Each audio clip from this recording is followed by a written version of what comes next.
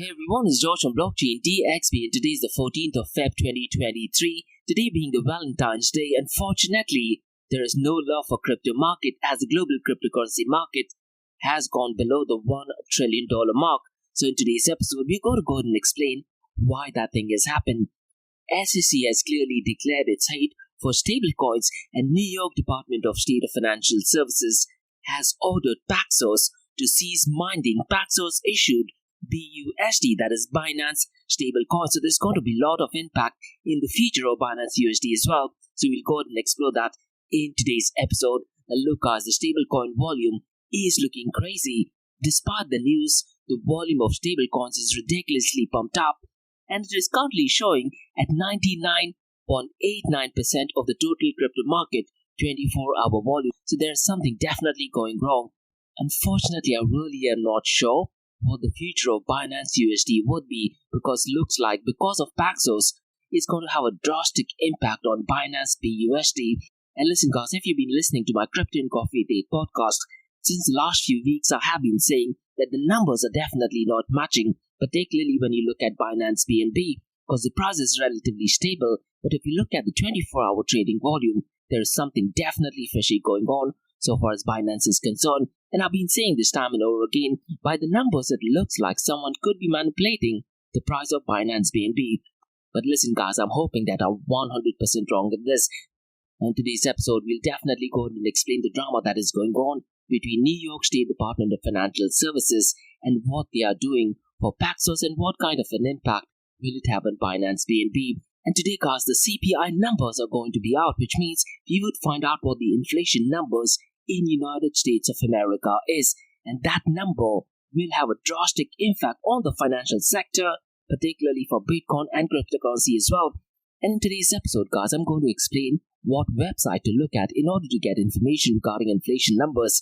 Now via LinkedIn I did this survey and I asked the followers, where do they check the inflation numbers from? And surprisingly, over 90% of them gave a completely incorrect website. I'll go ahead and explain where you can look at information, or the only website to look at the CPI numbers, which explains the inflation data. In today's episode guys, I'm going to be sharing a really different matrix, and this is to do with Bitcoin blockchain. Now there is an empty block which has been mined, and the empty block number is at 776,339. So we'll go ahead and explain why that thing has happened, and looks like the miners have just got lucky. Now regarding NFTs, we do have some news, and looks like the greatest president of all time, Donald Trump NFT, has sold after the Super Bowl crash. So we'll very briefly go ahead and talk about that in today's episode. Now regarding UAE, we have two news, and both the news have to do with central bank digital currencies. Now the first news is a massive news, and the Central Bank of the UAE have launched a program called as FIT, which essentially stands for Financial Infrastructure Transformation Program, to accelerate digital transformation of the financial services sector. I'll go ahead and explain and give my thoughts and opinions on that. And the second news is about an event that I'm conducting on the 3rd of March. It is called as Central Bank Digital Currencies, the Basics, Threats to Freedom and its role in the metaverse.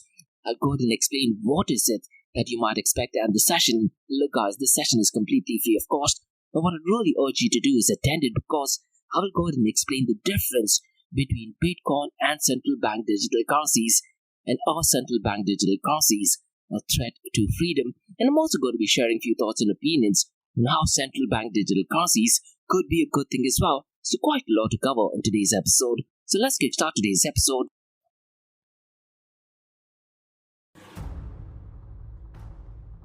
Welcome to the Crypto and Coffee Date, the daily podcast that keeps you up to date on all latest developments in the world of cryptocurrencies, blockchain, and NFTs. Join us Monday to Friday as we kick off your day with a cup of coffee and a deep dive into the exciting and rapidly evolving world of digital assets. We'll cover the latest news and trends in the cryptocurrency and blockchain space, as well as delve into the growing world of NFTs or non-fungible tokens and metaverse. Plus, we'll keep you updated on the latest developments from Dubai, UAE and the wider Middle East region. Whether you're a seasoned crypto enthusiast or just getting started, Crypto and Coffee a Day has something for you. Our expert host will provide insight and analysis on the most important topics in the industry and help you stay up to date on the latest developments. We'll bring you interviews with leading figures in the crypto and blockchain space and explore the ways in which these technologies are changing the world around us, from the impact on traditional financial systems to the potential for revolutionizing industries and transforming societies. We'll cover it all on Crypto and Coffee at 8. So tune in and join us for a daily dose of Crypto and Coffee at 8, and let's stay ahead of the curve together. We'll start your day off right with the most important news and insights from the world of cryptocurrency, blockchain and the metaverse, and help you navigate this exciting and rapidly evolving landscape. In Crypto and Coffee at 8, the daily podcast covers the latest developments in the world of cryptocurrency, blockchain and the metaverse. We'll also bring you updates on the latest news from Dubai, UAE and wider Middle East region. This also includes a range of topics such as developments in the local and blockchain industry, including new projects and initiatives, regulatory updates, and policies related to cryptocurrency and blockchain in the region, local and regional events and conferences focused on crypto and blockchain, interviews with leading figures in Dubai, UAE and Middle East crypto and blockchain community, coverage of any significant news or events related to cryptocurrency and blockchain in the region.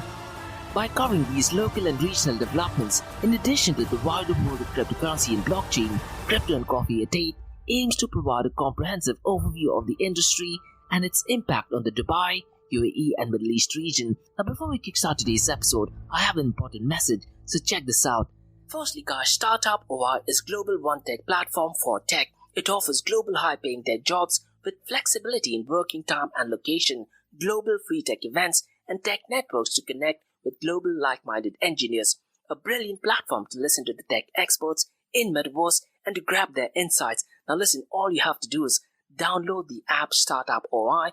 If you're using an Android version, go to Google Store and App Store for iOS devices. Alternatively, you can also click on the show notes below to download Startup OI. Next, guys, listen, if you're into fitness, if you're into adventure, if you want to do something wild but still want to keep your health in check, there is a new podcast in town, a podcast focusing on obstacle course race in the Middle East. The podcast is called Rise in the Obstacle Course Race, and Rise in the Obstacle Course Race podcast is a peer-to-peer community-driven podcast where they talk all about obstacle course race in the Middle East, from Sandstorm to Spartan Race, from Tough Mudder to Desert Warrior Challenge, and also the Government Gov Games, and quite a lot more. The podcast has interviews with athletes locally and internationally to get inside scoop on how athletes prepare for obstacle course race. In the podcast, they also talk about interesting stories on why they are motivated to do obstacle course race. And that's not all. They also plan to release 7 NFTs, and these NFTs are no ordinary. These NFTs will represent every emirate in the UAE. And listen guys, these NFTs are going to be absolutely massive. So do one thing, go to Spotify, go to iTunes, go to any leading podcasting platform and search for Rise in the Obstacle Course Race podcast. And finally guys, not your keys, not your crypto. If you have dabbled with cryptocurrencies and now are seriously getting to protect your cryptocurrencies, there is no better way to protect it by using a hardware wallet. And this is where Ledger Wallet kicks in. And Ledger Wallets are hardware cryptocurrency wallets made by Ledger, a company headquartered in Paris, France. And Ledger's hardware wallets are multi-currency wallets that are used to store private keys for cryptocurrencies offline. And Ledger offers 2 hardware wallets, the Ledger Nano and Ledger Nano X wallets. They are world-class experts with extensive crypto security backgrounds. They continuously look for vulnerabilities in Ledger products in a constant effort to improve the level of security. Now, in today's world, securing these digital assets is a critical challenge, and this is where Ledger kicks in. So click the link below to buy your hardware wallet and support this podcast. It is a brilliant way to support this podcast. So what are you waiting for? The link is in the show notes below. Now guys, since you've taken care of that, let's kickstart by looking at the global cryptocurrency market. Now look guys, 14th of February, despite being Valentine's Day, the global cryptocurrency market has no indication of love, and the prices of global cryptocurrency market has fallen down below the $1 trillion mark. As of today, it is at $997 billion. Since the last 24 hours, it is down by 0.53%. Now listen to this guys, the total crypto market volume over the last 24 hours is up by 57.06%, and it is currently at $58.337 billion.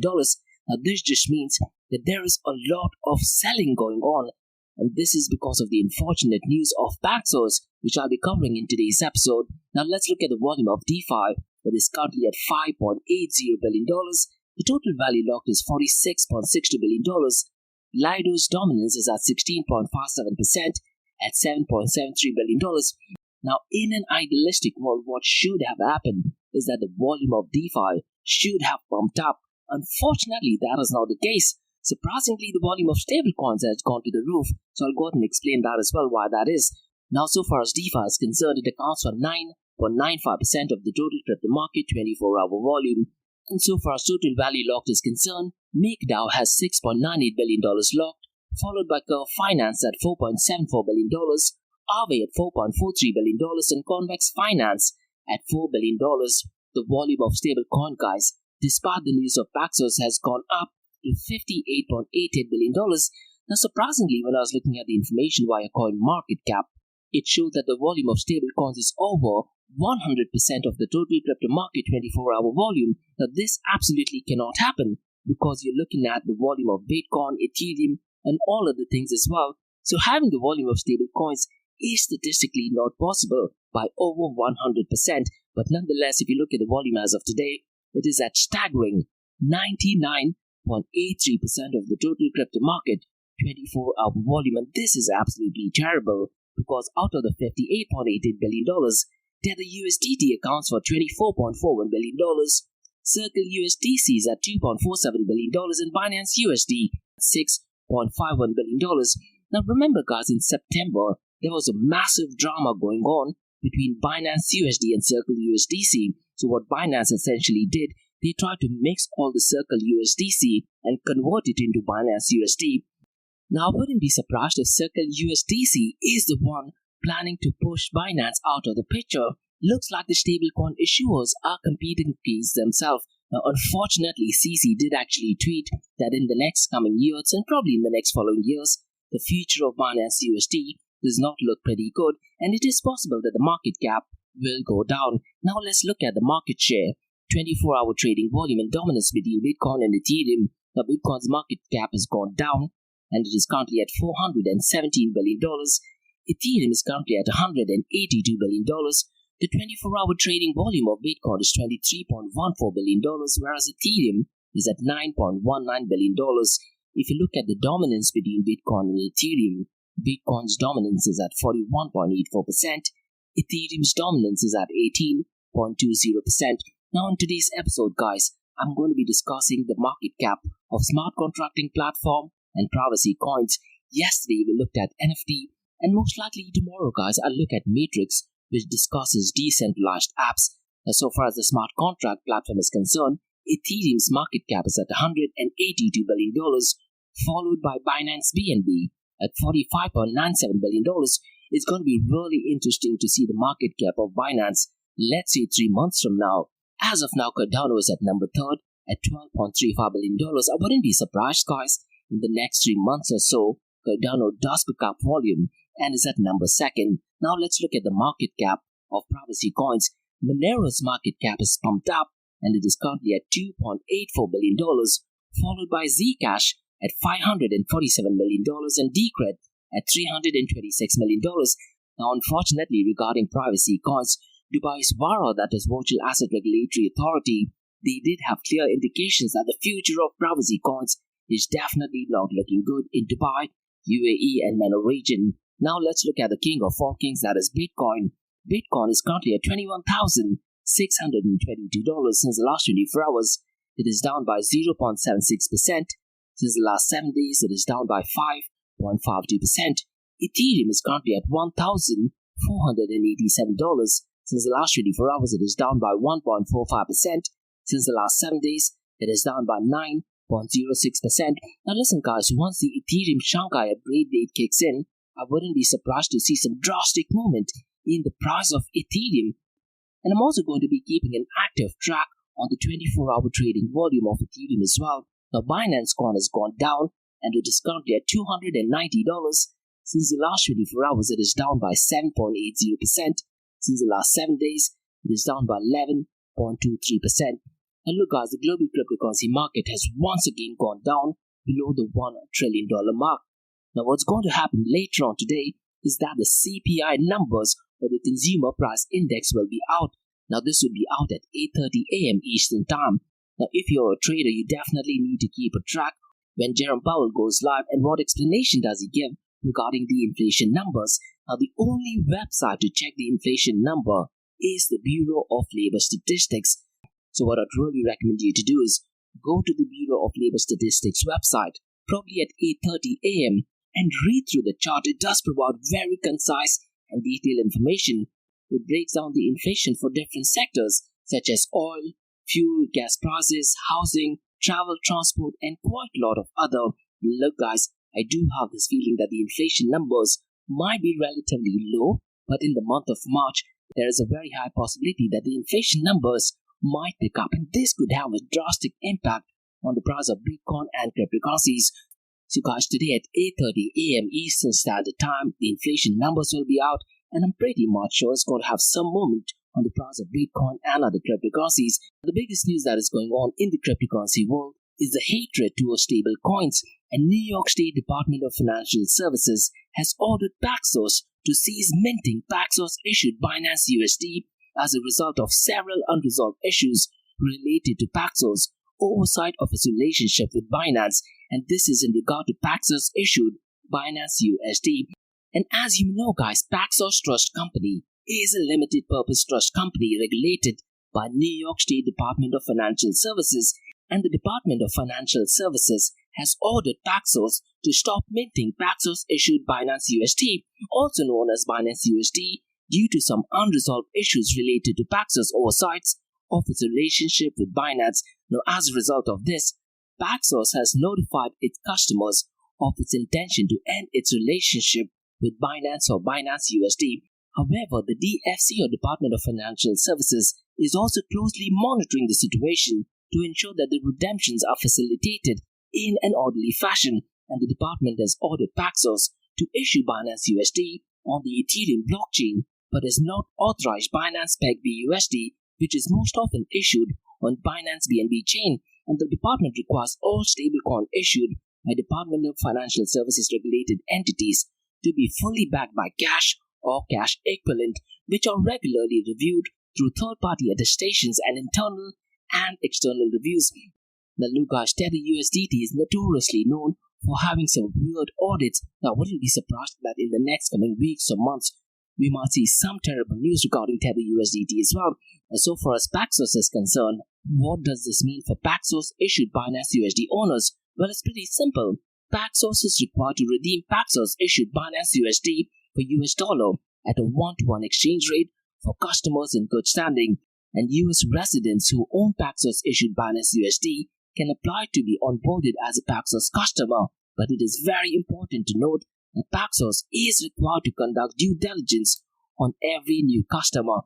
Keeping this thing in mind guys, it is possible that there is a very high volume of new customer and redemption requests which will require extended processing time. So if you have any issues or concerns, you definitely need to go ahead and check help.paxos.com. At least so far as the price volatility is concerned, because it is supposed to be $1 to $1, there may not be any financial losses. Keeping all this drama in mind, Paxos officially announced yesterday that the firm would end its relationship with Binance for branded US dollar peg stable BUSD, so definitely not looking good. And CZ, the CEO of Binance, did put up a series of tweets. I would definitely recommend you go and read through it, because he clearly indicated and said that Binance USD market cap will only decrease over time, but he did reassure that they will continue to service BUSD and manage redemption. Now, could it be possible that the SEC is going after stablecoins? And look guys, when you talk about stablecoins, the stablecoin issuers are working as a bank, and to be honest, they don't follow the ethos of open blockchain. One thing I've said quite often in my Crypto and Coffee Date podcast, when you're doing transactions using stablecoins, there is a very high possibility that your transactions can be stopped with central bank digital currencies kicking in. I really don't see any use case of stablecoins, but nonetheless, we still have time for mainstream adoption of central bank digital currencies, and later on when we discuss news regarding UAE, we'll discuss quite a lot of news regarding central bank digital currencies. Now let's discuss some interesting information, and this is to do with Bitcoin blockchain network. Now on block number 776,339, there were absolutely no transactions, and Cointelegraph has reported that at that particular block, nodes across the network verified a completely empty block, and the block was added onto the Bitcoin blockchain with zero transactions. Now, this has happened quite a number of times. So my big question for you guys is, and I'd really like you guys to do some research, how many times has it happened that in Bitcoin blockchain there were zero transactions? It looks like the miners were lucky to get rewarded with absolutely zero transactions. Now, just to remind you guys, miners are incentivized to mine blocks as quickly as possible. And when we talk about mining industry, what happens sometimes is miners, they tend to mine a block before they have received any transactions to include. But when this appears, the block remains completely empty. And when a new block is found, mining pools send miners a block template with absolutely no transactions, so they can start searching for the next block as soon as this is possible. So they send a block template full of transactions right afterwards. But a full block template is a bigger data transfer and takes slightly longer time to reach miners. Now, during that time, in the matter of a couple of seconds, a block with zero transactions are mined, but the miners are still rewarded with Bitcoin despite no transactions being on the block. Now guys, let's discuss some news regarding NFTs. And looks like Donald Trump is making NFT great again. And Donald Trump NFTs have soared after Super Bowl clash with Rihanna. And CoinGecko did actually tweet that the floor price of Trump digital trading cards has hit a new all-time high of 0.675 ETH, which is roughly around $1,018. If you do want to read through the summary, Daily Con has put up an article which states that Trump digital trading cards are making NFTs great again, as the top trending NFT collections on Polygon Matic also setting a new all-time high in NFT floor price. Now, if you're into NFTs and if you're a fan of Donald Trump, you definitely need to go and check this out. Now guys, let's discuss some news regarding UAE, and both the news are regarding central bank digital currencies. But the first news is a massive one, and I'm going to be sharing my thoughts and opinions on that. So the first news is that the Central Bank of UAE launches a financial infrastructure transformation program called as FIT to accelerate the digital transformation of the financial services sector. Now, if you do want to find out more information, the website is centralbank.ae, and the Central Bank of the UAE has launched the financial infrastructure program to accelerate the digital transformation in the financial services sector. And the FIT program is part of a wider strategy to make the Central Bank UAE one of the top central banks globally. And guys, the Central Bank of UAE has also a part of multiple central bank digital currencies, which I'll touch base later on. Now, going back to the FIT program, the program aims to support the financial services sector, promote digital transactions, and make UAE a financial and digital payment hub. And the program includes the implementation of 9 key initiatives, the first stage of which includes digital payment infrastructure and services such as card domestic scheme, an instant payment platform, and a central bank digital currencies. Now guys, I already have a standalone episode called the Central Bank Digital Currencies.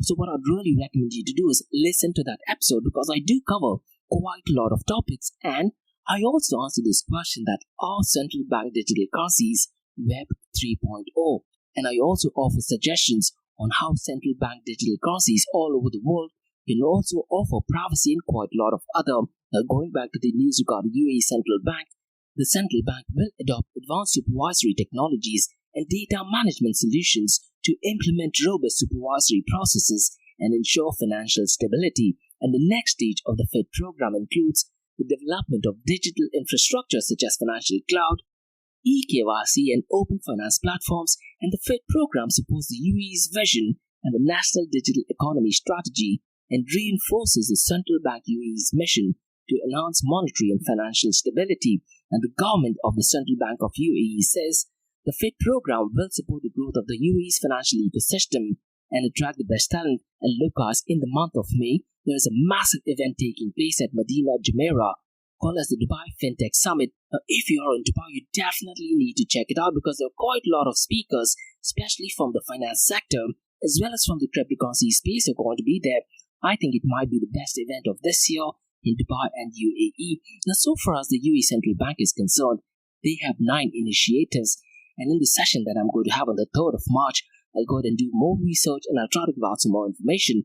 But the initiatives are card domestic scheme, eKYC, central bank digital currency, open finance, supervisory technology, innovation hub, instant payment platform, financial cloud, and excellence and customer experience. So what are your thoughts, guys, on central bank digital currencies? And once again, guys, what I'd really recommend you to do is listen to my standalone episode. It does provide some information on what central bank digital currencies are. Now, keeping that thing in mind, on the 3rd of March, I do have an event called Central Bank Digital Currencies, the Basics, Threats to Freedom and its Role in the Metaverse. And this session takes place on the 3rd of March at 2 p.m. to 3:30 p.m. Gulf Standard Time. Now listen, guys, the whole idea of me doing this session is to educate the people on central bank digital currencies. The registration is completely free of cost. Go to eventbrite.com and look at Central Bank Digital Currencies by Blockchain DXB, or you can also search for Blockchain DXB, and out of all the events you will see this particular event. So this session is essentially broken down into 3 parts. Part A, Part B, and Part C, something which I just added today, which discusses UAE Central Bank's role, and I'll go ahead and explore the Fed program as well. Now, so far as Part A is concerned, I'll be discussing what is central bank digital currency. So we'll go ahead and define what is a central bank digital currency. We will look at the history of CBDC. How do CBDCs actually work? We'll go ahead and explore the different use cases of CBDCs. We will also look at the past attempts at central bank digital currencies. We'll discuss the current state of CBDCs, the different countries currently studying, working on CBDC, and we'll go ahead and explore El Salvador adopting Bitcoin and what kind of an impact did it have on the World Economic Forum, and what kind of an impact did it have on International Monetary Fund and IMF's stand on central bank digital currencies. And we'll also discuss when will UAE launch its central bank digital currency. Now we got the answer to that just yesterday.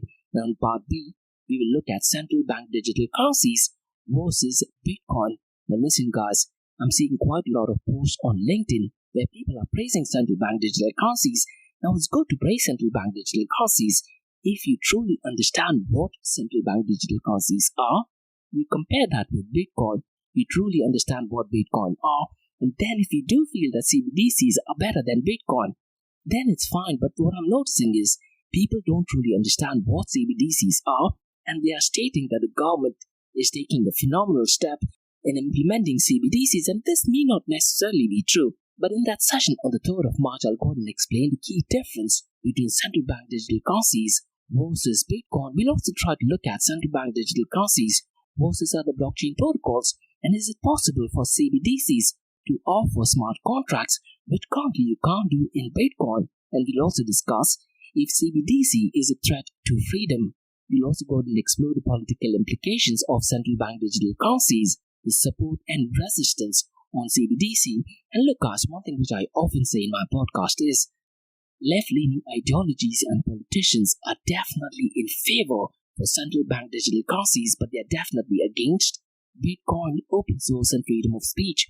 Right-wing politicians and right-wing ideologies, on the other hand, are against CBDCs, and there are quite a lot of senators, particularly in the US, who are completely against central bank digital currencies, and they are in favor of Bitcoin, open source, and freedom of speech.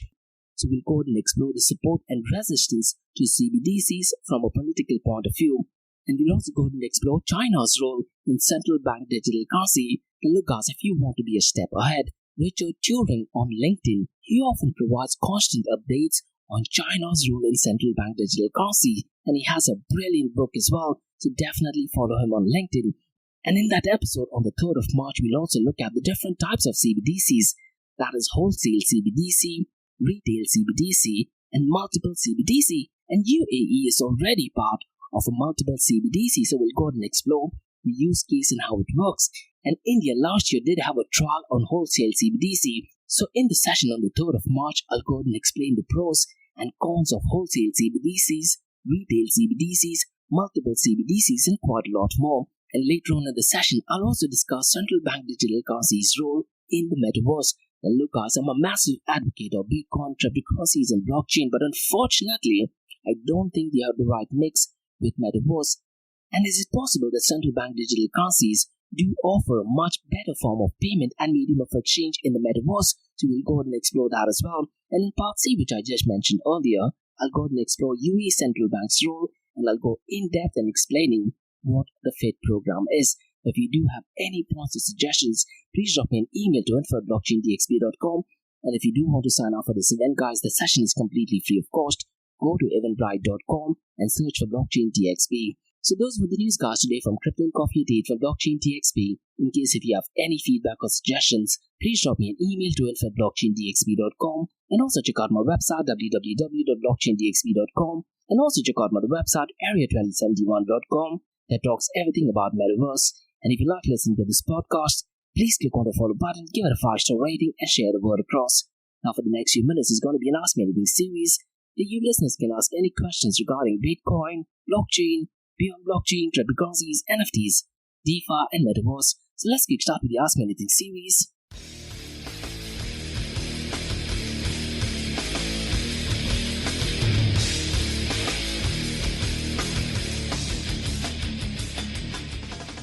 Hey everyone, it's George from Blockchain DXB. You're listening to the Ask Me Anything series, where you listeners can ask any questions regarding Bitcoin, blockchain, beyond blockchain, cryptocurrencies, NFTs, DeFi, and Metaverse. I have a question by Dave who asks, what will be the inflation numbers according to you? And to be honest, Dave, I really am not sure what the inflation numbers would look like. I do have this feeling that the inflation numbers might be the same as last time or a little bit lower. Now, Reuters earlier did put up an article which actually stated that there was an increase in share prices and the bond yield in US did actually dip. And this is because of the inflation numbers that is going to be out later on in the day. But unfortunately, the CNBC has a different take on it. And as per the article, it states that the new inflation warning for customers might be coming out from supply chain. And that's one of the reasons, Dave, what I'd really recommend you to do is go to Bureau of Labor Statistics website, because it does give a detailed breakdown on inflation for different categories. So they look at gas, they look at fuel prices, they look at supply chain, and quite a lot of other.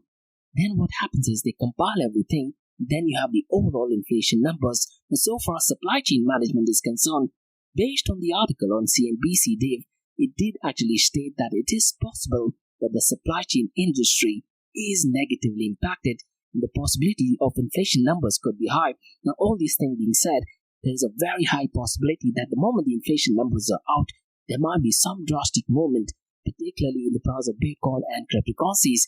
And when the inflation numbers were out in January, I believe it was out on January 12th, the moment the inflation numbers were out, and because the inflation numbers were less, there was a lot of high net worthy individuals, and this time a lot of institutional investors were the one who went ahead and purchased quite a lot of Bitcoin. And because of that, the price of Bitcoin in particular did pump up. And one thing we need to remember is when the inflation numbers are out, roughly around 10 to 15 days from that, Jerome Powell announces the interest rate hike. So this number of inflation kind of gets reflected twice. So the inflation number is going to be out today, but Jerome Powell is going to make a decision to either increase the interest rate or decrease the interest rate roughly 15 days from now. And that once again has an impact on the price of Bitcoin and cryptocurrencies. Now, I do have this feeling that this month the inflation numbers will be low, but in the month of March or probably April, I would say, Dave, I do have this feeling that the inflation numbers might go up. And the reason is pretty simple. In the final week of December 2022, the Biden administration did sign a $1.7 trillion bill. Now, what I'd really recommend our listeners to do is listen to my episode every day, because I constantly kept saying that because of that news, the prices of Bitcoin and cryptocurrencies will temporarily pump up. And that's exactly what happened in the first 3 weeks of January. And I very specifically mentioned that after the first 3 weeks, the prices of Bitcoin and cryptocurrencies will go down. And that's exactly what is happening. But going back to your question, Dave, I do think that the inflation numbers might be the same as last month, but in the month of April, there is a very high possibility that the inflation numbers will go up. And 10 to 15 days after the inflation numbers are out, there is a very high possibility that Jerome Powell might increase the interest rate hike, and because of that, the prices of Bitcoin and cryptocurrencies might go down. I have a question by Rahul who asks, do you think central bank digital currencies are good? To be honest, Rahul, this is a very broad question and depends on how you're looking at it. From a user adoption and experience point of view, I do think that central bank digital currencies will definitely make life much more easier, because look, Bitcoin is over a decade-old system, but so far as user experience is concerned, it is absolutely terrible. Even now, Bitcoin cannot be used for subscription services. Now, you can use Bitcoin for subscription services, but a central entity is required. But that just defeats the whole purpose of using Bitcoin. But so far central bank digital currency is concerned, it becomes easier for an average person who's not into technology, who's not into cryptocurrencies or cryptography.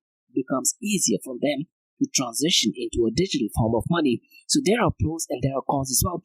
What I'd really recommend you to do is, Rahul, try to understand the technology, and that's one of the reasons why there is a free session on the 3rd of March. So in that session, I'll go ahead and explain how central bank digital currencies actually work, and I'll also go ahead and compare if central bank digital currencies are stable coins, and is it possible for central bank digital currencies to offer DeFi? And remember, Rahul, central bank digital currencies is extremely centralized. Now, could it be possible that they can offer decentralized finance? I definitely do think so, and you can do quite a lot of other things.